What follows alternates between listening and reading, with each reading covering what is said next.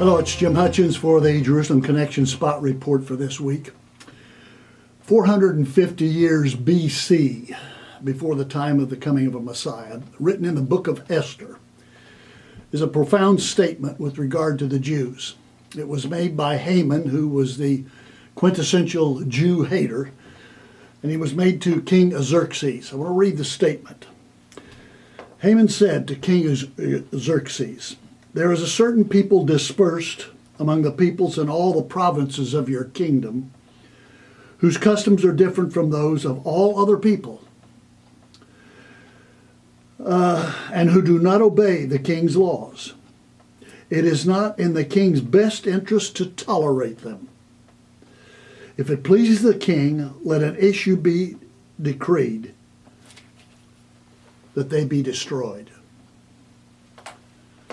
Now that is as I would say, a quintessential statement of anti-Semitism.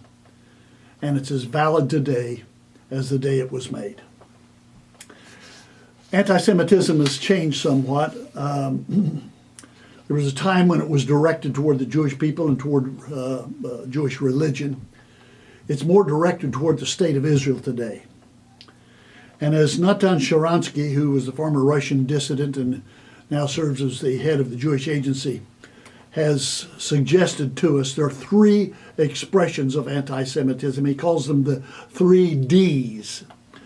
The first D is the test of demonization.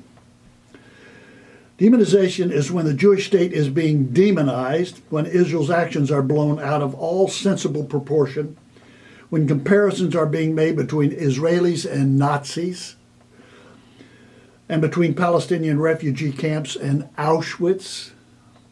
This is anti-Semitism. It is not legitimate criticism of Israel.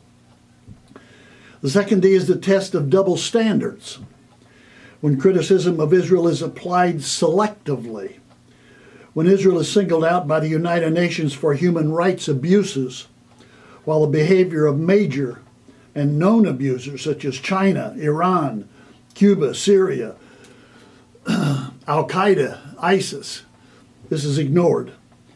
When Israel's Magen David Adom, alone among the world's ambulance services, is denied admission to the International Red Cross, this is anti-Semitism. The third D is the test of delegitimization, when Israel's fundamental right to exist is denied, alone among all peoples in the world. This too is anti-Semitism. You should know, maybe you do know, that Senator Marco Rubio has put forth an amendment to the deal that the Obama administration wants to make with Iran concerning their nuclear aspirations. And that amendment would insist that Iran recognize Israel's right to exist. Thus far, the Obama administration has refused to do that. Things have not changed. Anti-Semitism is growing. Prime Minister Netanyahu has suggested that Europe of the 30s is being relived and is once again upon us in Europe today, especially in France and in the Ukraine. And that's why we're helping those Jews in France to get out of there, to make aliyah, to immigrate to Israel, and also to help those in the Ukraine to do that.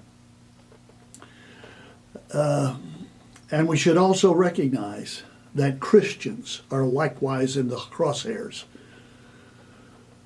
just as the Jews are, and that's going to continue.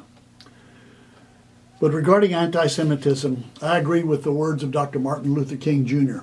when he said in 1968, before an audience at Harvard University, he was asked a hostile question about Zionism, and his response was, "When people criticize Zionists, they mean Jews. You are talking about anti-Semitism." And that too is as true today as the day that Dr. King gave that pronouncement at Harvard University. Just as our rap video has said, a storm is coming. It's going to get worse before it gets worse.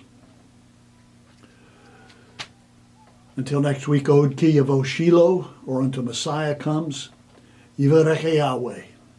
Yahweh bless you, bless those you love, and those who love you.